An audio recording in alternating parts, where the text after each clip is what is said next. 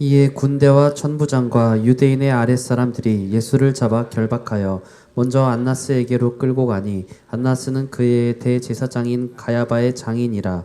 가야바는 유대인들에게 한 사람이 백성을 위하여 죽는 것이 유익하다고 권고하던 자로라. 시몬 베드로와 또 다른 제자 한 사람이 예수를 따르니 이 제자는 대제사장과 아는 사람이라.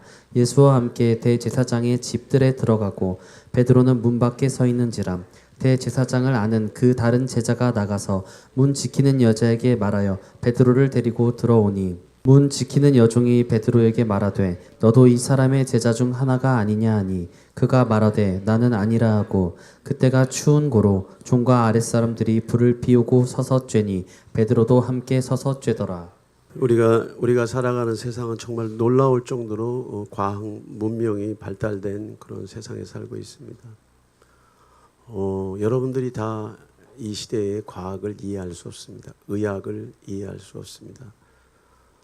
정신 분석을 여러분들이 다 이해할 수 없습니다. 상상을 초월할 정도로 하나님께서 창조하신 창조의 질서가 과학이나 의학이나 문학이나 천문학이나 예술을 통해서 그 진수를 드러내고 있는 정말 그런 시대에 살고 있습니다. 그럼에도 불구하고 우리가 가지고 있는 한계가 있습니다. 인간이 가지고 있는 한계가 있습니다.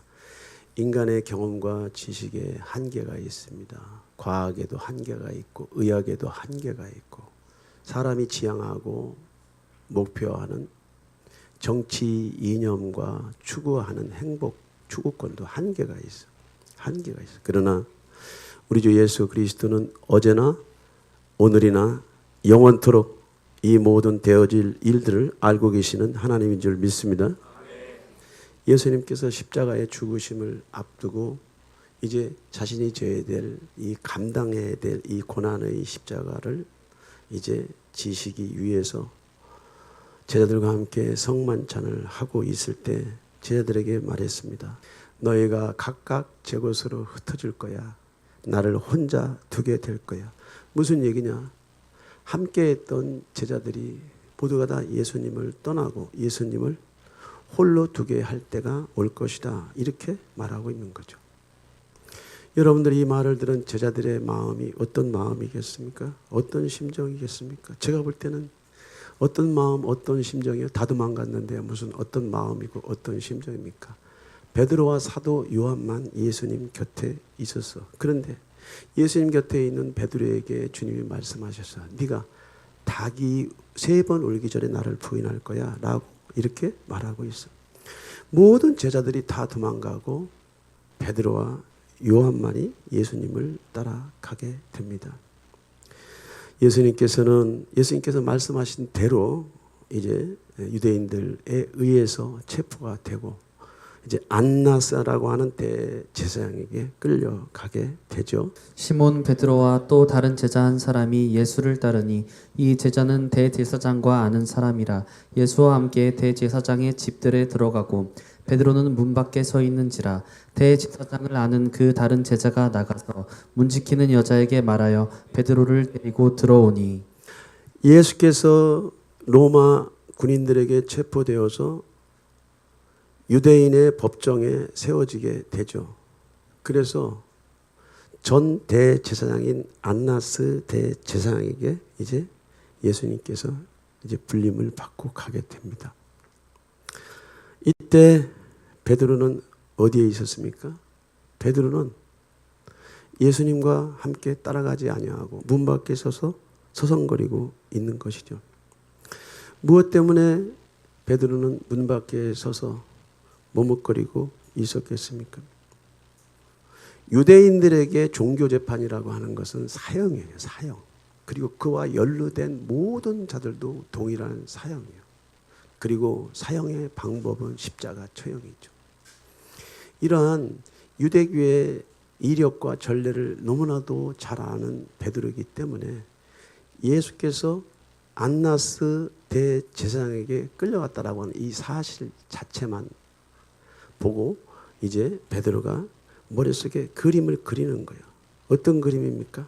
내가 어떻게 반응을 해야 될지. 이래야 될지 저래야 될지 고민을 하면서 서성거리면서 자신의 신변을 어떻게 보호할 것인가에 대해서 베드로는 고민하고 있는 거죠.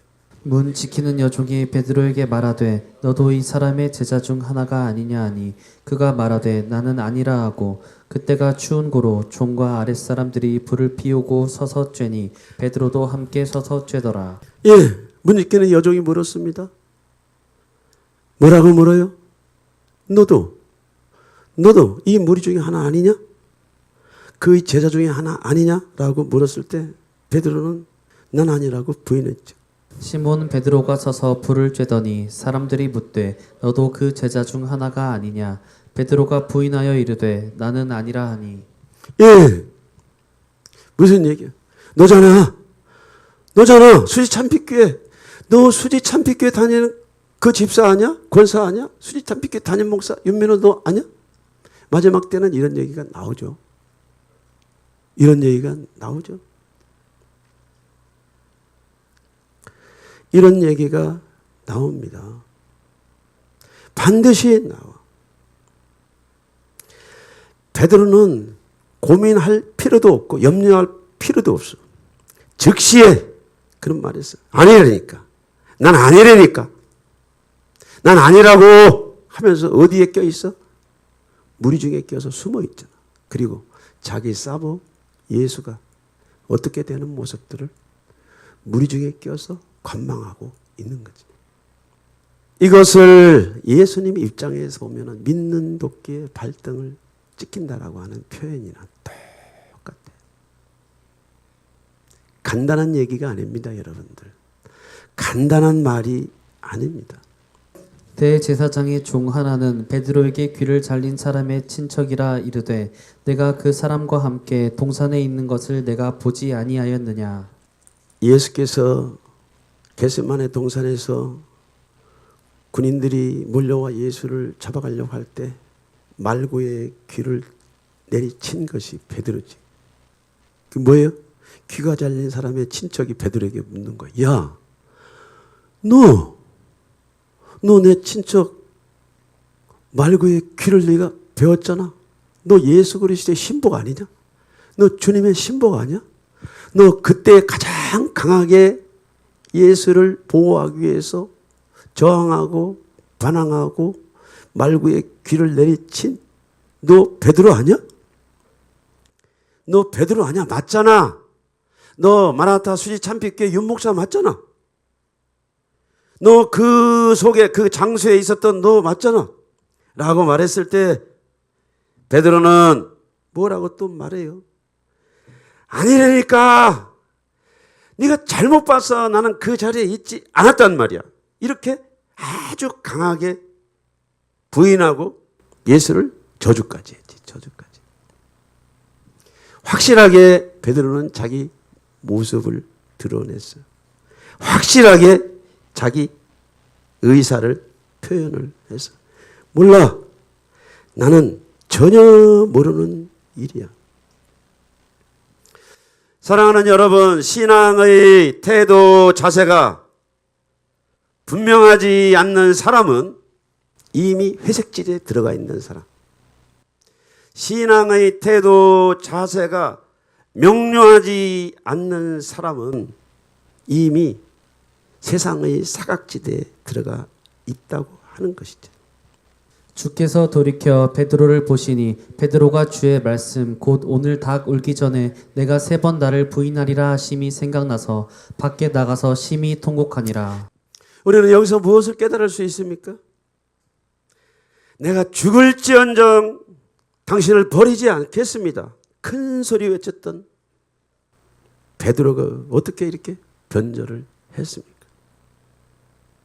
사도 베드로가 이러한 모습이라면 앞으로 재난의 때, 시련의 때, 환난의 때 저와 여러분들은 어떤 모습을 보일 수 있겠는지 한번 상상을 해보세요.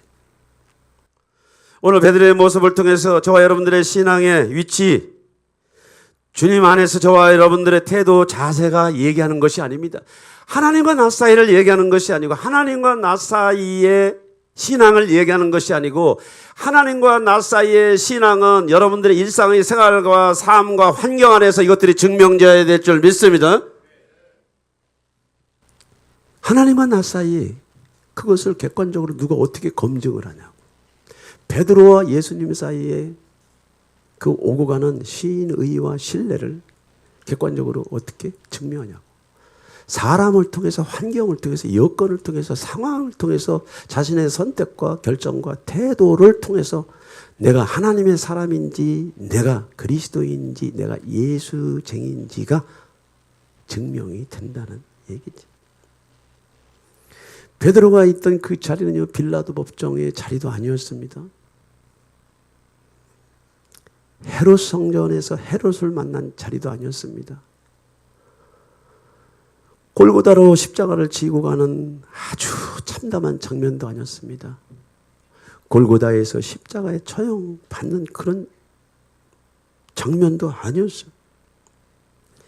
그냥 유대인들의 법정에서 안나스에게 심의를 받는 자리였는데도 불구하고 베드로는 모른다, 몰라, 모른다니까.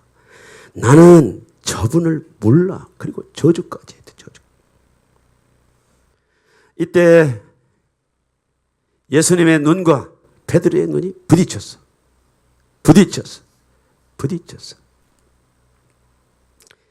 예수님의 눈과 베드로의 눈이 부딪혔어.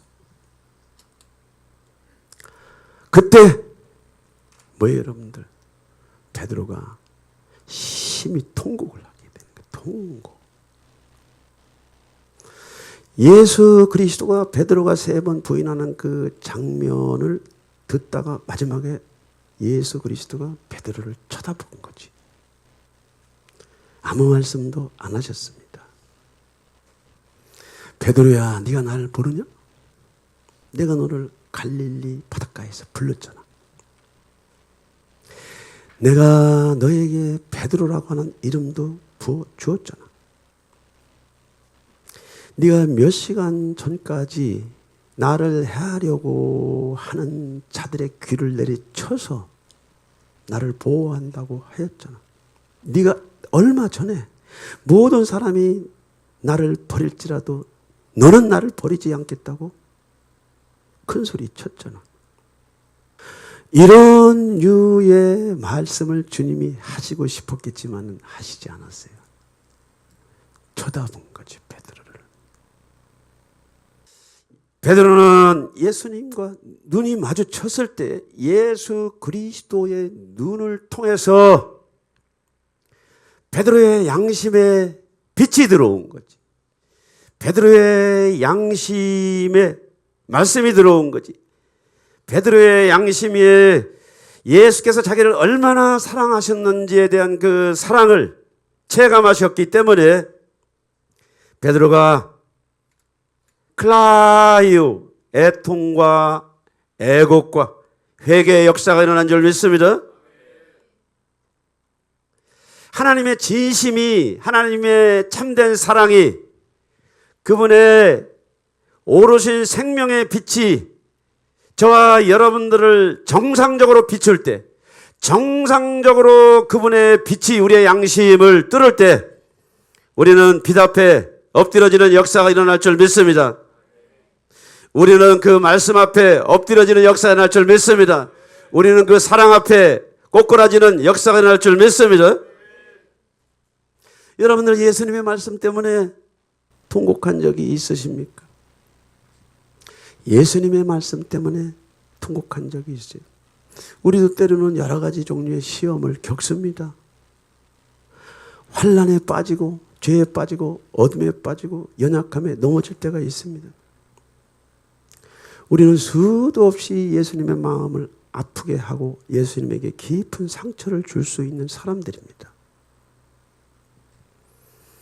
우리가 보는 세상에서 우리가 관찰되어지는 환경에서 보고 느끼고 경험하고 체휼하는 것보다 영의 세계가 더 실제적이라고 하는 것을 우리가 이해할 때 머리끝부터 발끝까지 저와 여러분들에게서 쏟아져 나오는 다양한 메시지를 주님은 다 지켜보고 계신다. 그러니까 지켜보고. 그때마다 주님은 말씀을 안 하시지. 나타나시지 않으시지. 뭐라고 말씀하지 않으시. 우리의 연약함을 알기 때문에, 우리의 허물을 알기 때문에, 우리의 상처를 알기 때문에. 그러나 사도 베드로는 특별한 사람이잖아. 사도 베드로는 특별한 사람이기 때문에 예수께서 베드로를 바라보는 눈빛이 어떤 눈빛이었습니까? 예수께서 베드로를 바라보는 눈빛은 어떤 눈빛이었어요? 상상을 해보세요. 분노의 눈빛입니까? 실망의 눈빛입니까? 상처의 눈빛입니까? 어떤 눈빛이겠습니까? 어떤 눈빛? 다만 우리가 알 수 있는 것은 예수를 바라보고 예수와 눈이 마주쳤을 때 예수께서 베드로의 연약함을 오래전에 가르쳐 주신 그 말씀대로 예수께서 베드로가 자신을 아는 것보다 자기를 더 잘 안다고 하는 이 현실 앞에 베드로의 양심이 무너진 줄 믿습니다. 여러분은 예수님의 말씀 때문에 통곡한 적이 있으십니까? 있으시죠? 어떤 집회에서 환상이 열려가지고 예수 그리스도가 십자가를 지고 골고다로 올라가는 장면이 제 영안에 잡혀서 환상이야. 이거 여러분들을 이렇게 보는 것보다 더 분명해. 더 확실해. 예수 그리스도가 십자가를 지고 그 무리 속을 뚫고 골고다로 향하는 그 모습을 제가 무리 속에 끼어서 예수 그리스도를 바라본 거지. 저는요, 그분과 눈을 마주치진 않았어. 그러나 그분의 눈을 봤어. 눈을 봤어. 눈. 어떤 눈? 아담과 하와 이래 이 세상에 태어난 모든 사람들의 죄와 질고와 가난과 저주와 심판과 그리고 지옥의 고통을 모두 다 안고 소화시킬 수 있는 그 눈빛이었어. 그 눈빛. 그것은 초라한 눈빛이 아니고 비참한 눈빛이 아니고 함께하는 모든 동행하는 자들에게 연민과 동정심을 구하는 눈빛이 아니에요. 그것은 하나님의 눈빛이었어요. 하나님. 인간의 언어로 상상할 수 없는 그분의 눈빛을 바라보고 내가 그 집회 장소에서 넘어가 버렸잖아. 클라요. 나 때문에. 나 때문에. 나 때문에. 나 때문에. 나 때문에. 나를 살리시려고. 나를 살리시려고. 새하늘과 새 땅과 새 예루살렘에서 나와 함께 아버지 앞에 영광을 돌리시려고. 그 짐을 지고 가시는 예수님의 모습을 보고 내 양심이, 내 정신세계가 완전히 통곡 속으로 들어갔지. 클라요. 몇 번의 이런 경험을 한 적이 있어. 우리가 입으로 신앙생활합니까? 머리로 신앙생활합니까? 하나님과 나 사이에, 예수님과 베드로 사이에서의 우정과 사랑은 두 사람만이 알아. 그런데 이렇게 어떤 상황이나 환경에서 사건이 공론화됐을 때는 베드로와 예수님 사이에 우정과 사랑의 진정성이 드러나는 거지. 이제 드러나는 거. 뭐예요, 여러분들? 드러나는 거예요. 오늘 베드로의 모습이나 저와 여러분들의 모습이나 어떻게 이해가 됩니까? 어떻게 이해가 돼? 분명한 것은 우리가 예수님과 눈을 마주칠 때 예수님의 말씀이 여러분들의 정신세계 안에 여러분들에게만 주시는 말씀으로 레마의 말씀이 여러분들의 마음속에 꽂힐 때 우리 안에 있는 어둠들이, 우리 안에 있는 불법들이, 우리 안에 있는 기만적인 속임수들이 예수 앞에, 하나님 앞에, 성령님 앞에 드러나는 줄 믿습니다. 이 당시에 베드로는 문 밖에 서서 서성거리고 불신자들, 이방인들, 세상 사람들의 틈에 껴가지고 자기 사버 예수의 행보를 관찰하고 있는데 사도 요한은 대제사장의 집들 안으로 예수님을 따라 들어가 버리잖아. 베드로를 포함한 모든 제자들이 예수를 버리고 가버렸는데 사도 요한만큼 예수님 곁에 있었어요. 곁에. 요한도 알아요. 이 종교재판이 어떤 결과를 가져올는지.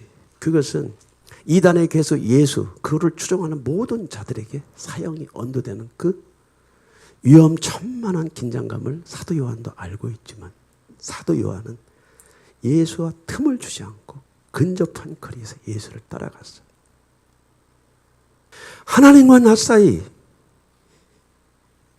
나와 하나님 사이 우리가 알고 스스로 이해하고 있는 자기 신앙과 어떤 상황이나 환경이나 여건이나 이런 부분들이 펼쳐졌을 때 하나님과 나 사이의 주관적인 이런 신앙과 경험들에 대한 진정성을 어떤 상황이나 환경이나 여건 속에서 증명하지 않으면 그 사람의 신앙이, 그 사람의 믿음이, 그 사람의 마음 중심이 어떻게 진정성이 있다고 말할 수 있겠습니까?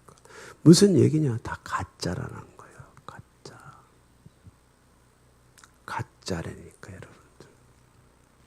사도 요한은 안나스에게 종교 재판을 받고 있는 예수님 곁에 뿐만 아니고 안나스가 다시 가야바로, 가야바가 다시 헤롯으로, 빌라도로, 헤롯으로 왔다 갔다 하는 장면에서 요한은 그 자리를 떠나지 않냐고 예수님과 함께 붙어 다닌 거지.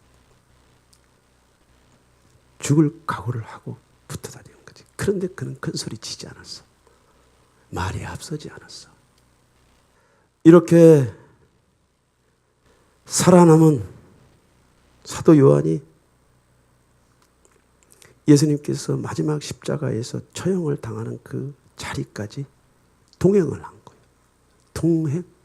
예수께서 자기의 어머니와 사랑하시는 제자가 곁에 서 있는 것을 보시고 자기 어머니께 말씀하시되 여자여 보소서 아들이니이다 하시고 또 그 제자에게 이르시되 보라 내 어머니라 하신대 그때부터 그 제자가 자기 집에 모시니라. 12사도와 70인 제자와 3,000명의 제자와 수도 없는 무리들이 다 떠나고 갈보리의 십자가에서 처형받는 그 장면에 자기를 위하여 통곡하고 있는 엄마와 그 옆에 있는 요한을 보고 말하잖아. 예수께서 마리아에게 말해. 여자여 보소서, 보소서, 보소서. 아들이다 하시고 누구요? 인간 예수의 고백이 나온 거예요. 당신은 나의 어머니고 나는 당신의 아들이야. 그리고 요한에게 이러잖아. 보라, 네 어머니라 하신대. 이 엄마를 부탁한 거지. 이 엄마를 부탁한 거야. 누구에게? 요한에게. 베드로는 어디에 가 있습니까? 십자가에 처형당하는 그 자리에는 얼굴도 비치지 않았어. 그는 빌라도 법정에서부터 벌써 다 도망가 버린 거야. 우리는 여기서 무엇을 깨달아요? 약한 것 같아. 뭔가가 하나 빠진 사람 같아. 약지 못해. 민첩하지 못해. 계산적이지 않아. 처신이 미숙해. 기동력이 없어. 뭔가 부족한 것 같아. 그런데 그런 것 같은데 마지막 예수 옆에 붙어 있었던 자가 요한이란 말이지. 요한. 베드로는 어땠습니까? 어땠어요? 여러분들 보세요. 큰 소리를 가장 많이 쳤잖아. 앞장서기를 좋아했잖아. 뭐예요, 여러분들? 따라 들어가지 못하고 문 밖에서 서성거리잖아. 무슨 얘기입니까? 무슨 얘기? 오늘 이 말씀을 묵상하면서 시편 147편 10절에서 11절 말씀이 생각이 났어. 예수는 자기를 경외하는 자들, 사랑하는 자들을 기뻐하는 거지. 말의 힘이 세다 해서 기뻐하지 않아, 주님이. 사람의 다리가 억세다라고 하는 건 뭐냐면 물질 세계에서 처신과 물질 세계에서 삶의 철학과 또 물질 세계에서 살아가는 삶의 기술이 뛰어나고 말의 기술, 생활의 기술, 삶의 기술이 뛰어나고 처신의 기술이 뛰어나더라도 하나님은 전혀 관심이 없어요. 오늘 이 본문을 통해서 여러분들에게 주고자 하는 하나님의 메시지가 뭐예요? 하나님은 자기를 사랑하는 자를 기뻐하는 줄 믿습니다. 우리가 그리스도 예수 안에서 온전한 사람이 되도록 저와 여러분들이 필사적으로 전력질주해야 될 줄 믿습니다. 안 그러면은 사각지대에 걸려 있는 거예요. 회색지대에 걸려 있는 거예요. 재난이 있대, 시련이 있대, 환란이 있대. 여러분들이 믿고 있는 하나님과 여러분들 사이의 주관적인 믿음이 현실 세계에서는 배교로 나타나고 부인으로 나타나고 저주로 나타나고 도망을 가버린다는 말이에요. 걸음아 날 살려라. 아닌 것 같지? 아닌 것 같지? 아닌 것 같지? 오늘 베드로의 이 모습을 통해서 저와 여러분들에게 하나님께서 말씀하셔. 너는 너의 양심의 어둠과 그 상처와 게으름과 나태함과 무관심함과 그 무심함의 그 기만적인 모습을 내 앞에 가지고 나온 적이 있냐? 물어볼 수도 있고 저와 여러분들에게 노고할 수도 있어요. 한 번도 그라요 저 앞에 통분히 여겨본 적이 없기 때문에 우리가 옳고 우리가 잘하고 있다고 믿어도 되는데 반드시 하나님과 나 사이 주관적인 신앙은 우리의 생활과 삶의 여건 속에서 드러나게 돼 있는데 언제? 우리가 앞으로 살아갈 세상에 우리가 앞으로 돌아야 될 이 시련과 환란의 때 사탄은 저와 여러분들을 반드시 다룬다고 하는 이 사실을 여러분들이 아시고 사탄이 다루기 전에 생활이나 환경이 저와 여러분들의 양심을 청구하기 전에 예수 그리스도를 만나는 은혜와 축복이 있기를 축원합니다. 왜 이렇게 12명의 제자 중에 수제자였던 베드로가 이렇게 전락을 해버렸을까요? 베드로가 이렇게 전락한 이유가 뭐라고 생각하세요? 베드로가 대답하여 이르되 모두 주를 버릴지라도 나는 결코 버리지 않겠나이다. 예수께서 이르시되 내가 진실로 내게 이르노니 오늘 밤 닭 울기 전에 내가 3번 나를 부인하리라. 베드로가 이르되 내가 주와 함께 죽을지언정 주를 부인하지 않겠나이다 하고 모든 제자도 그와 같이 말하니라. 성만이한테 예수님께서 말씀하셨습니다. 다 나를 떠나 가버릴 거야. 그러니까 베드로가 결코 그런 일이 있을 수 없습니다. 결코. 네가 오늘 밤 닭 울기 전에 나를 3번 부인할 거야. 베드로는 또 말했어요.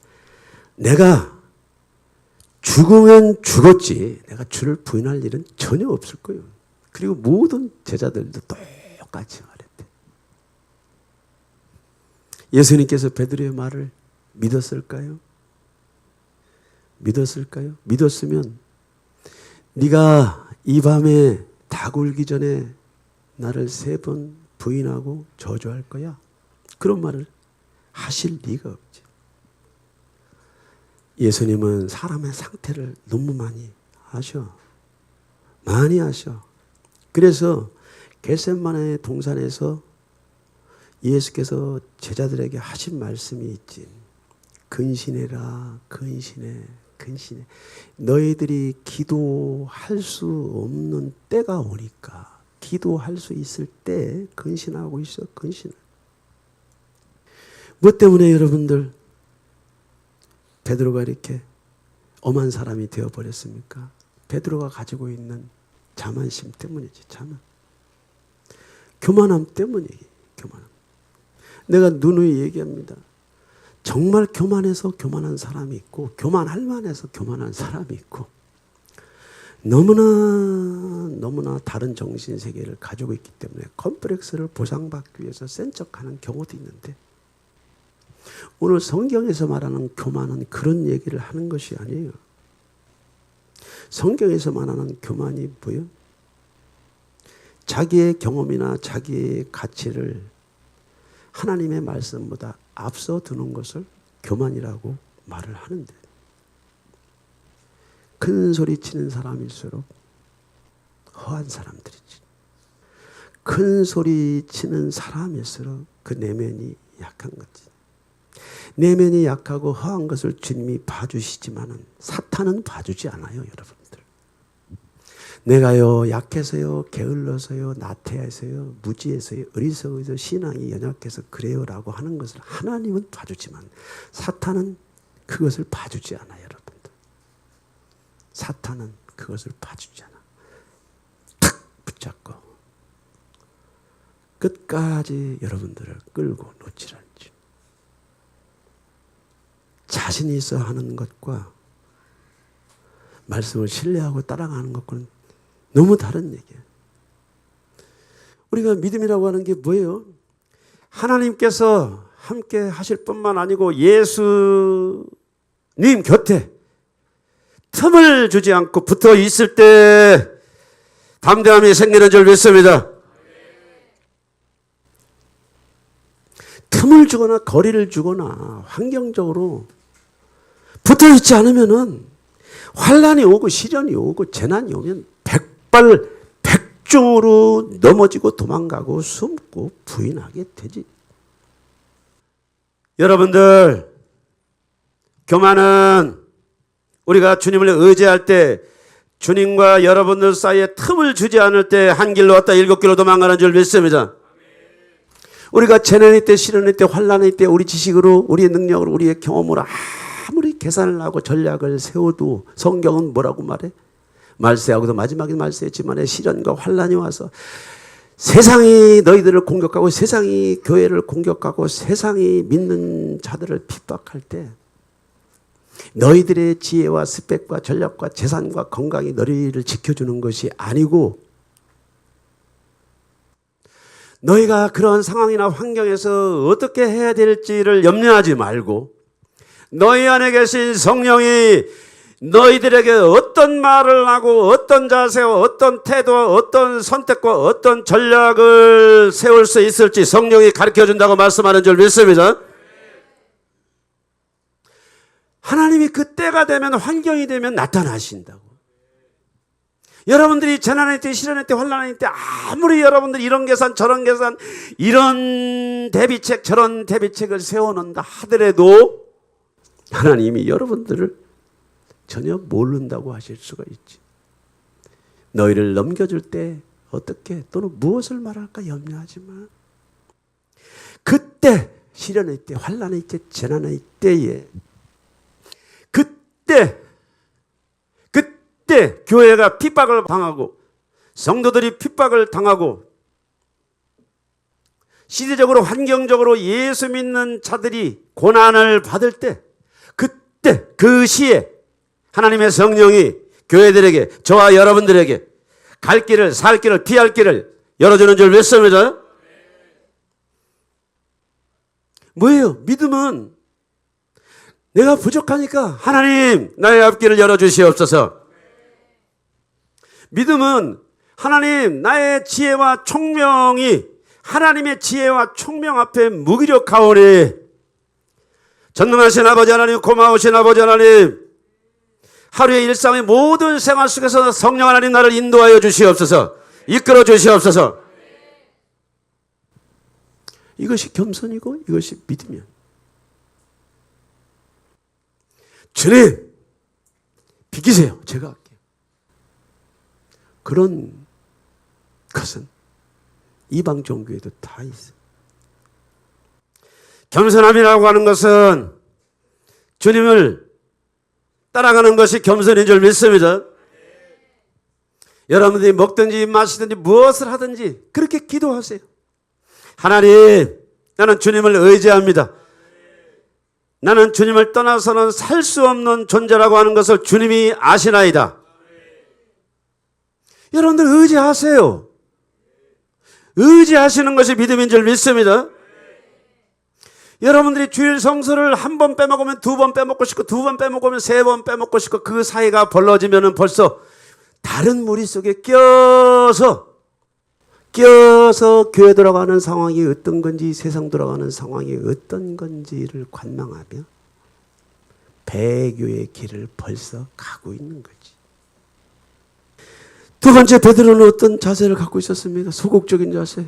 베드로가 멀찍이 예수를 따라 대제사장의 집들에까지 가서 그 결말을 보려고 안에 들어가 하인들과 함께 앉아 있더라. 그렇죠, 여러분들. 베드로가 언제 예수님과 그렇게 가까이 했습니까? 예수님이 잘 나갈 때, 영광을 받으실 때, 기사와 표적들을 나타내셔서 세상 사람들에게 하나님의 나라의 힘을 보였을 때, 그 얼굴이 광채처럼 빛나고 그 몸이 하나님의 사람처럼 신령한 빛을 발할 때 베드로는요, 필사적으로 예수 옆에 붙어 있었어요. 누구보다도 더 붙어 있었어. 그 자리를 누구도 내어주지 않으려고 예수 옆에 붙어서 누구도 낄 수 없게끔 붙어 있었어. 그런데 오늘 어떤 모습입니까? 베드로가 멀찍이 예수를 따라. 여기다가 여러분들의 이름을 한번 대보세요. 멀찍이, 적당히. 대제사장의 집들에까지 가서 그 결말을 보려고, 어떻게 되는지 보려고 해석을 하게 되면요, 이 정도면 야비한 거지. 12 제자라고 말할 수 없어. 이것을 영적 사각지대, 회색지대라고 그래. 중간지대라고 그래. 관명하는 자. 죽을 각오를 하고 예수를 따라가겠다고 그렇게 호언장담을 했으면 가야지. 아무 말이 없고 내색하지 않은 요한은 그 자리뿐만 아니고 십자가의 처형의 자리까지 가서 예수님을 수발하잖아. 그리고 예수님의 친모 마리아를 평생 보시잖아요. 미온적인 자세, 회색지대, 이것도 아니고 저것도 아니고, 덥지도 않고 뜨겁지도 않고, 이런 사각지대에 있다고 하는 것이 이미 사탄의 템프테이션에 걸려 있는 거예요. 돈 때문에, 명예 때문에, 권력 때문에, 뭐 때문에, 뭐 때문에 세상에 문제가 생기면 그 세상의 문제로 그것이 탁 잡아당기면요, 이래서 내가 오늘, 이래서 내가 요즘, 이래서 내가 기도 못하고, 이래서 내가 예배, 이래서 내가 모이기를 패하는 데 있어서, 이래서 뭐 때문에 수도 없는 아리바이를 들이대는 것이 사람의 마음이지. 사실은 그 뒤에 내버려 두라는 거지. 누구의 영이 잡고 있어? 세상의 영이. 어떤 사람이 예수님 믿고 신앙생활을 잘하면서 열심히 직장생활을 하는데 너무너무 신실하게 신앙생활을 잘하다 보니까 일개 사원이 위에 사람들 계속 알아가게 되고 사장과 친하게 돼서 사장과 교제를 하게 됐는데 어느 날 보니까 그 사장이 교회 장로고, 그런데 이 사환이 깨닫기를 자기가 10년 직장 생활하면서 그 사장이 예수쟁이라고 하는 것을 전혀 눈치를 못 챈 거예요. 뭐 때문에? 뭐 때문에 그렇습니까? 여러분들 불신자로 살았기 때문에 그런 거지. 말씀이 여러분들을 판단하지, 여러분들이 여러분들을 판단하지 마셔. 불신자처럼 살았기 때문에 그가 장로 사장이라도 사람들 눈에 예수쟁이의 모습을 볼 수가 없었던 거지. 무슨 얘기냐? 하나님은 나랑 친하고 나는 하나님을 신뢰한다는 것은 주관적인 믿음인데 이 주관적인 믿음을 어떻게 객관화시키냐? 검증을 하지 않고는, 검증을 받지 않고는 사람의 중심은 스스로 판단할 수가 없어요. 아브라함이 이삭을 제물로 드렸을 때 하나님께서 아브라함아, 아브라함아, 네 아들에게서 손을 떼라라고 말씀하시면서 네가 가장 소중하고 가장 아끼고 가장 사랑하는 네 아들 독자를 나에게 이유도 묻지 않고 뜻도 묻지 않고 상황도 묻지 않고 내 말에 순종했으므로 이제 네가 나를 경외하는 줄 알았다고 하나님께서 아브라함에게 말씀하시는 줄 믿습니다. 무슨 얘기야?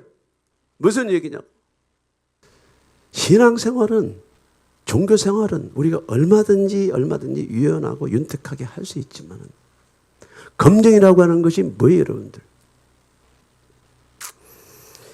세상의 교회를 검증하는, 저 여러분들의 주변 인물들이 여러분들을 검증하는 그 검증을 통해서 여러분들의 신앙의 색깔과 위치가 나오는 줄 믿습니다. 한 발은 교회 하나 들여놓고 한 발은 세상에 놓고 사는 교인들이 있는데 환난이 오고 핍박이 오면 다 떨어져 나가니까. 오늘 계시록에 보면 7교회를 향해서 주님이 말씀하셨습니다. 성령이 교회들에 가시는 말씀을 귀 있는 자들은 들어야 될 줄 믿습니다. 오늘날 교회는 어떤 자세와 어떤 모습입니까? 여러분들 WCC, WEA, NCCK가 뭐예요, 여러분들? 가보세요. 여러분들 앞으로 5년, 10년 뒤면은 어떤 종류의 종교 통합이 나오는지 여러분들 그때 가도 아이고 또 뭐 그러겠지, 또 그러지. 괜찮아요. 괜찮아. 하나님은 여러분들에게 더 노력하지 않습니다. 잘 알고 계셔. 십자가에서 모든 것을 다 이루었기 때문에 하나님이 여러분들을 땡기지 않아. 지금은 내가 붙어 있는 거지. 붙어 있지 마시고 어설프게 붙어 있지 마시고 어설프게 문 밖에서 기웃거리지 마시고 상황이나 환경 판단해서 더 좋은 환경이나 더 상황들을 꿈꾸지 마시고 여러분 자체가 회색지대, 여러분 자체가 사각지대, 여러분 자체가 종교다원주의의 위험 속에 있다는 것을 아셔서 예수님이 말씀하셨습니다. 그리스도의 몸 안에 있지만 다섯은 미련하고 게으른 회색주의자들이야. 슬기 있는 자들은 이 마지막 시대에 하나님의 영으로 우리의 육체의 성전을 새롭게 해야 될 줄 믿습니다. 하나님의 성령이 우리 안에 들어오면 통곡이 일어날 줄 믿습니다. 빛이 우리의 양심을 비치게 되면은 우리가 고통으로부터 통곡하지만 우리가 자유케 되는 역사가 일어날 줄 믿습니다. 세 번째로는 뭐예요, 여러분들? 기도가 부족하대. 시험에 들지 않게 깨어있어 기도하라. 마음에는 원이로되 육신이 약하도다 하시고 다시 나아가 동일한 말씀으로 기도하시고 다시 오사 보신즉 그들이 자니 이는 그들의 눈이 심히 피곤함이라. 그들이 예수께 무엇으로 대답할 줄을 알지 못하더라. 그래, 겟세마네 동산에서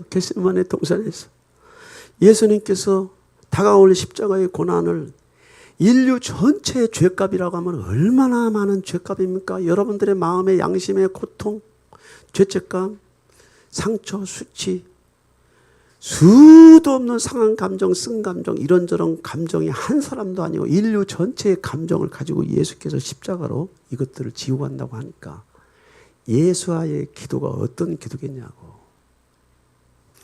시험에 들지 않도록 깨어 기도하란 말이야. 시험에 들지 않도록. 잠시도 깨어 있지 못하고 잠을 자는 제자들에게 바라자. 그렇죠, 여러분들. 신앙생활의 용기는요, 담대함은 기도를 통해서 나타나는 거야. 기도. 여러분들, 기도는 내가 이렇습니다, 저렇습니다, 자기의 연민을 주 앞에 하소연하는 것이 아니고, 기도는 그분의 뜻이 내 안에 이루어지도록 기도하는 것인 줄 믿습니다. 그분의 뜻이 내 안에 이루어지도록 그분의 얼굴을 구하는 것인 줄 믿습니다. 나 된 것이 하나님의 은혜, 응답으로만 될 수 있사오니 하나님, 오늘 이 한 날도 여러 가지 우왕좌왕하는 세상과 환경과 시대의 아무런 역사의 선상 속에서도 나는 말씀과 성령을 의지하며 이 어둠 속을 뚫고 지나가는 소돔과 고모라를 뚫고 지나가는 천사들처럼 하나님 그렇게 승리하게 하여 주시옵소서. 그게 기도지. 그게 기도야. 사드락과 메삭과 야벳노고는 금신상에 절을 하지 않는 죄로 풀무불에 들어가. 풀무불에. 왕이 또 말하여 이르되 내가 보니 결박되지 아니한 네 사람이 불 가운데로 다니는데 상하지도 아니하였고 그 넷째의 모양은 신들의 아들과 같도다 하고 총독과 지사와 행정관과 왕의 모사들이 모여 이 사람들을 본즉 불이 능히 그들의 몸을 해하지 못하였고 머리털도 그을리지 아니하였고 겉옷빛도 변하지 아니하였고 불탄 냄새도 없었더라. 풀무불이라고 하는 것은 철을 단련하는 불이란 말이죠. 사람을 여기다 집어넣었어. 사람을 사드락과 메삭과 아벳노고로 집어넣었어. 왜 집어넣었어? 금신상에 절을 하지 않는다는 죄로. 그런데 그 풀무 속에 사람을 집어넣는데 사람이 녹지 않아. 그런데 세 사람을 집어넣는데 네 사람이 있었어. 그 모양이 신들의 아들과 같도다. 태초에 세상을 창조하신 이가 성부와 성자와 성령 하나님이신 줄 믿습니다. 오늘 사드락과 메삭과 아벳노고의 이 풀무 속에 그리스도가 나타나신 줄 믿습니다. 불이 그들을 해하지 못하고 태우지도 못해. 냄새도 나지 않아. 어마어마한 얘기지. 다니엘이 왕에게 아뢰되 왕이여 원하건대 왕은 만수무강하옵소서. 나의 하나님이 이미 그의 천사를 보내어 사자들의 입을 봉하셨으므로 사자들이 나를 상해하지 못하였사오니 이는 나의 무죄함이 그 앞에 명백함이 오며 또 왕이여 나는 왕에게도 해를 끼치지 아니하였나이다 하니라. 신상에게 절하지 않는 죄로 다니엘은 사자굴에 집어넣지. 사자굴에 집어넣고 마음 아파 왕이 이제 죽었나 살았나 다니엘을 사자굴에 집어넣은 그 현장에 나타났는데 다니엘이 왕에게 아뢰잖아. 나의 하나님이 그의 천사들을 보내어 사자의 입을 봉해 줬대. 아멘. 그런데 이러한 놀라운 일들이 어디서 나왔냐? 여러분들 다니엘서 2장 18절은 이렇게 기록하고 있습니다. 함께 읽겠습니다. 시작. 하늘에 계신 하나님이 이 은밀한 일에 대하여 불쌍히 여기사 다니엘과 친구들이 바벨론의 다른 지혜자들과 함께 죽임을 당하지 않게 하시기를 그들로 하여금 구하게 하니라. 무슨 얘기요? 사드락과 메삭과 아벳노고와 다니엘이 위험에 처할 것을 하나님이 하늘의 세계에서 먼저 보시고 이 위험과 시련과 환난이 오기 전에 이들에게 먼저 기도를 시키신 줄 믿습니다. 하나님께서 저와 여러분들에게도 재난의 때, 시련의 때, 환난의 때를 대비해서 지금 저와 여러분들에게 기도하기를 촉구하는 줄 믿습니다. 예수님께서 겟세마네 동산에서 제자들에게 말했습니다. 너희들이 지금은 나와 함께 있지만 나를 보지 않은 날이 오기 때문에 너희들은 깨어 기도하라고 말했지만 모든 제자들이 깊은 수면에 들어가 버리지. 하나님께서 저와 여러분들에게 기도를 시키는 것인 줄 믿습니다. 사드락과 메삭과 아벳노고와 그리고 다니엘은 하나님과의 관계에서 이러한 소통이 있었기 때문에 하나님께서 기도하라고 명령하고 촉구할 때 그들은 순종함으로 말미암아 이 재난으로부터 그들이 이겨난 줄 믿습니다. 이 시험으로부터 그들이 살아난 줄 믿습니다. 이 자리에서 있는 일을 빼지도 않고 더하지도 않는 거예요. 기도하지 않으면 거기에 어떤 종류의 이유를 대지 마세요. 이유를 대지 마세요, 여러분들. 이유를 대지 마세요. 여러분들이 그렇게 신령한 일에 여러분들의 시간을 투자하지 않고 여러분들이 많은 시간을 보낸다고 영적인 삶을 사는 것도 아니야. 그리고 그렇게 사라지는 것도 아니야. 말세 모에게를 힘쓰라고 하는 예수님의 말씀에는 분명한 영적인 지혜가 있는 줄 믿습니다. 베드로가 마지막에 실패한 것은 뭐예요? 그는 예수님을 사랑한다고 말했지만 맞아, 베드로. 주님, 그런 일이 있을 수 없습니다. 그런 일이 있을 수 없어요. 내가 주님과 함께 죽을지언정 그런 일은 없어요. 왜?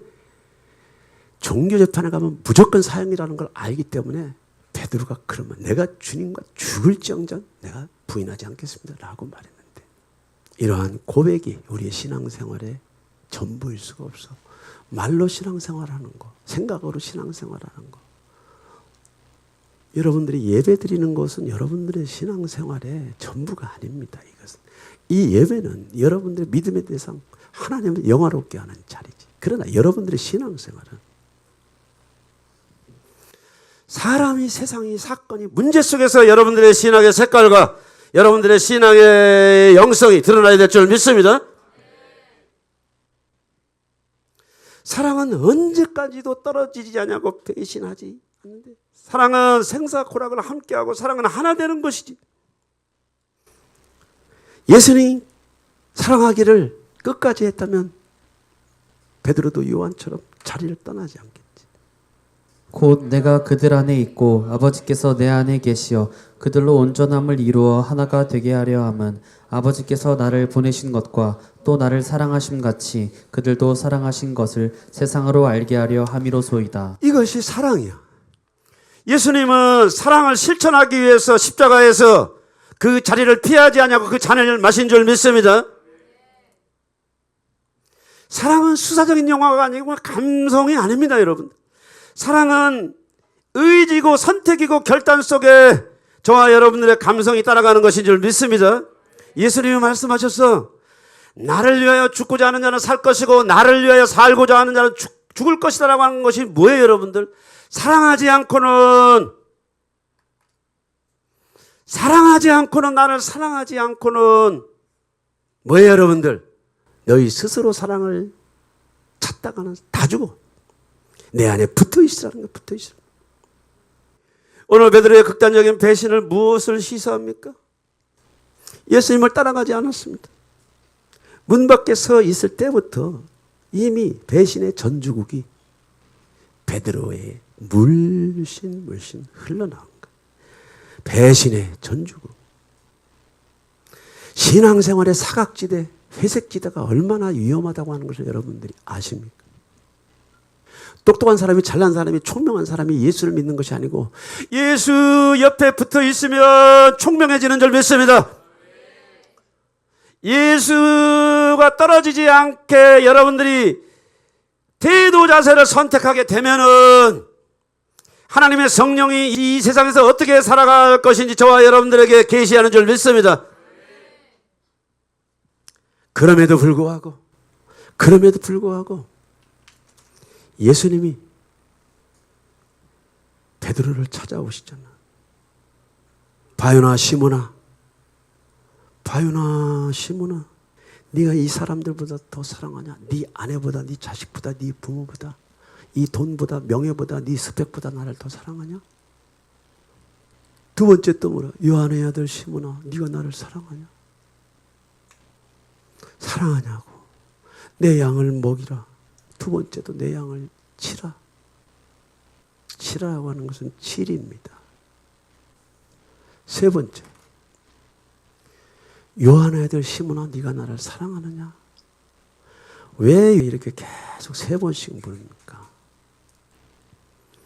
베드로 안에 자기가 예수를 세 번 부인했다라고 하는 이 죄책감이 베드로를 붙잡고 있기 때문에, 네가 마음은 원이로되 육신이 연약하고, 네가 나를 사랑하지만 네가 세상 신의 영향을 많이 받아온 아이기 때문에, 마음은 원이로되 빌라도의 법정이나 헤롯 법정이나 가야바 법정에서 나의 신문과 함께 네가 함께 동반 자살할까 봐 나를 피했던 거에 대해서 네가 죄책감을 느끼는 거. 그러나 넌 중심으로 나를 사랑하고 있어. 왜?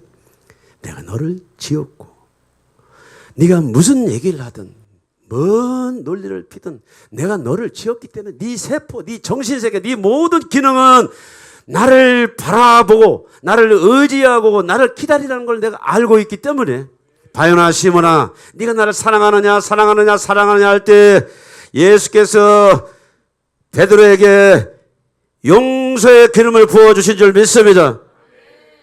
아멘. 용서의 기름을 부어주시오. 이것이 하나님의 성품인 줄 믿습니다. 이것이 예수님의 성품인 줄 믿습니다. 아버지께서 내게 주신 베드로, 너 결코 내가 잃어버리지 않아. 내가 결코 너를 포기하지 않아. 하나님과 예수님과 성령님은 사랑으로 맺어진 성삼위일체 하나님인 줄 믿습니다. 어떤 종류의 대가 지불을 통해서라도 아버지께서 내게 준 베드로, 아버지께서 내게 준 도망간 10명의 사도들도 잃지 않냐고 주님이 부활하셔서 다 찾아가셔서 그들을 다시 사탄으로부터, 두려움으로부터, 원망으로부터, 세상 염려로부터 뺏어온 줄 믿습니다. 주님이 저와 여러분들에게 말할 수 있어. 야, 윤목사, 네가 나를 사랑하냐? 사랑하냐고. 나는 자격이 없어요. 그러지 마세요. 여러분의 세포를 지으시니까, 여러분 육체 안에 영을 만드시니까, 많고 많은 사람들 중에 주의 피값으로 여러분들 이 자리에 앉히시니까, 이 자리에 앉혀서 더 하나님의 사람으로 만들어서 마지막 때 육체의 부활과 함께 아버지가 명령한 새하늘과 새 땅, 새 예루살렘으로 저와 여러분 데려가시기 위해서 예수님은 저와 여러분들을 포기하지 않는 줄 믿습니다. 사랑은 언제나 크나큰 대가를 지불하는 법칙이 있어요. 여러분들의 감정선이나 상황이나 환경이 어찌할지라도 시몬 베드로에게 명령하신 그 말씀처럼 네가 나를 사랑하느냐고 물으면은 여러분들의 감정으로 대답하지 말고 여러분들은 예 주님, 내가 주님을 사랑합니다라고 고백하시기를 축원합니다.